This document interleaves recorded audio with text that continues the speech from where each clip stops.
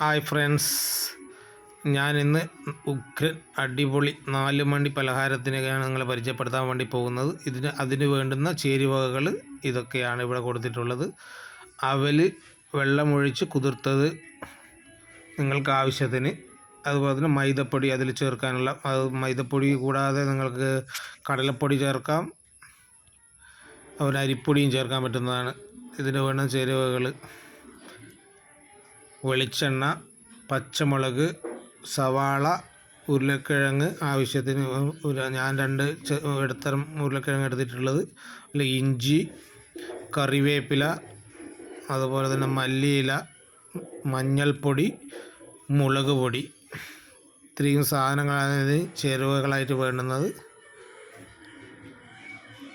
നല്ല 4 മണി പലഹാരം. ഇതൊക്കെ യോജിപ്പിച്ച് തയ്യാറാക്കി എടുത്ത് ടേസ്റ്റ് നോക്കിയിട്ട് ഇതിൻ്റെ അഭിപ്രായം എന്നെ അറിയിക്കണം. അപ്പോൾ ഇത് സവാള ചെറുതായി അരിഞ്ഞത്, മല്ലിയില അരിഞ്ഞത്, കറിവേപ്പില അരിഞ്ഞത്, അതുപോലെ തന്നെ ഇഞ്ചി, പച്ചമുളക് എല്ലാം ചെറുതായി കട്ട് ചെയ്ത് എടുത്ത് മാറ്റി വയ്ക്കുക.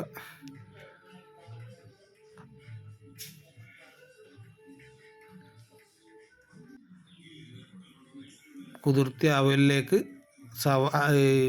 ഉരുളക്കിഴങ്ങ് ഉടച്ചത് മിക്സ് ചെയ്ത് കൊടുക്കുക. നന്നായി മിക്സ് ചെയ്യുക.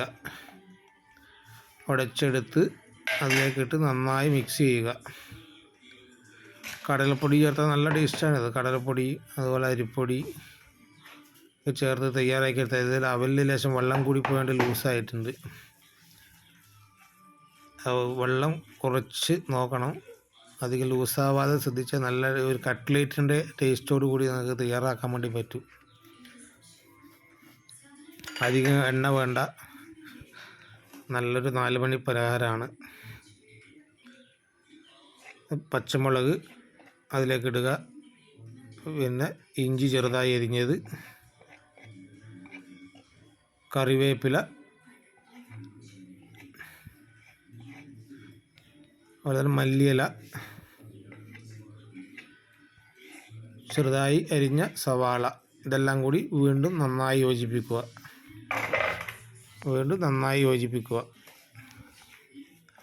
ഇത് ഇഷ്ടപ്പെട്ട് കഴിഞ്ഞാൽ തയ്യാറാക്കി നോക്കി ഒരു ലൈക്ക് കൂടി തരണം.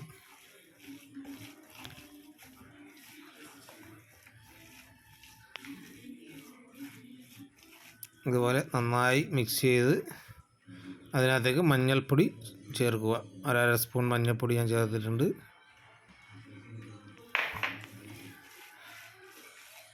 മഞ്ഞൾപ്പൊടി ചേർത്ത് കൊടുക്കുക.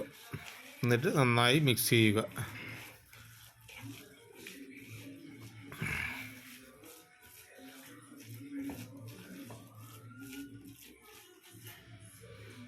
മുളക് പൊടി 1 സ്പൂൺ മുളക് പൊടി എടുത്തിട്ടുണ്ട്. നന്നായി ഇതും മിക്സ് ചെയ്ത് കൊടുക്കുക. നന്നായി യോജിപ്പിക്കുക. ശരിക്കും മിക്സ് ചെയ്തില്ലെങ്കിൽ എല്ലാ ഭാഗത്തും എത്തില്ല. അതുകൊണ്ട് നന്നായി മിക്സ് ചെയ്യേണ്ടതായിട്ടുണ്ട്. നന്നായി മിക്സ് ചെയ്ത് കൊടുക്കുക. അതിനുശേഷം ഉപ്പ്, ആവശ്യത്തിന് ഉപ്പ് ചേർക്കണം.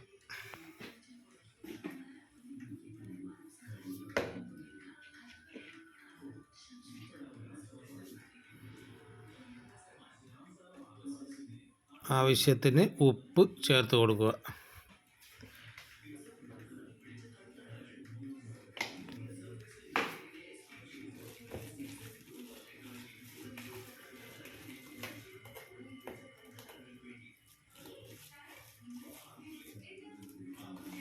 നല്ല നന്നായിട്ട് മിക്സ് ചെയ്ത് അതിനകത്തേക്ക് ഞാനൊക്കെ കടലപ്പൊടി കടയിൽ നിന്ന് തരാൻ വിട്ടുപോയതാണ്. ഞാൻ വാങ്ങിച്ചായിരുന്നു. പക്ഷെ ഇവിടെ ഉണ്ടായിരുന്ന മൈദപ്പൊടി എടുത്ത് ഞാൻ നന്നായി യോജിപ്പിച്ചു. മൈദപ്പൊടിയാണ് ഞാൻ ചേർത്തിരിക്കുന്നത്. ഞാൻ ഈ വീഡിയോ ശ്രദ്ധിക്കാതിരുന്നതുകൊണ്ട് പൊടി പുറത്തു പോകുന്നതിലേക്ക് ശ്രദ്ധ പോയി. മൈദപ്പൊടിയാണ് ഞാനിതിൽ ചേർത്തിരിക്കുന്നത്. ഞാൻ പറഞ്ഞില്ല, വെള്ളം കൂടുതലായതുകൊണ്ട് കുറച്ചധികം മൈദപ്പൊടി ചേർക്കേണ്ടി വന്നു. അവൽ കുതിർക്കുമ്പോൾ വെള്ളം കുറയ്ക്കാൻ ശ്രദ്ധിക്കണം. വെള്ളം കുറച്ചാൽ നല്ല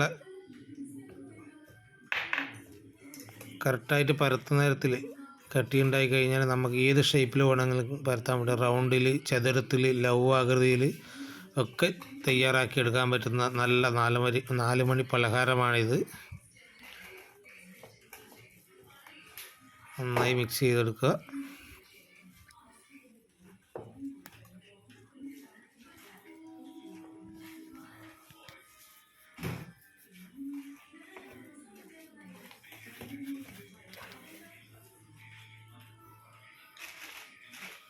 എന്നാലും ലൂസാണ്, അതുകൊണ്ട് വീണ്ടും ചേർക്കുകയാണ് മൈദപ്പൊടി. മൈദപ്പൊടി കുറച്ച് അധികമായിട്ട് നിങ്ങൾ ഇത്ര മൈദപ്പൊടി ആക്കരുത്. കുറച്ച് വെള്ളം കുറച്ചാൽ മതി.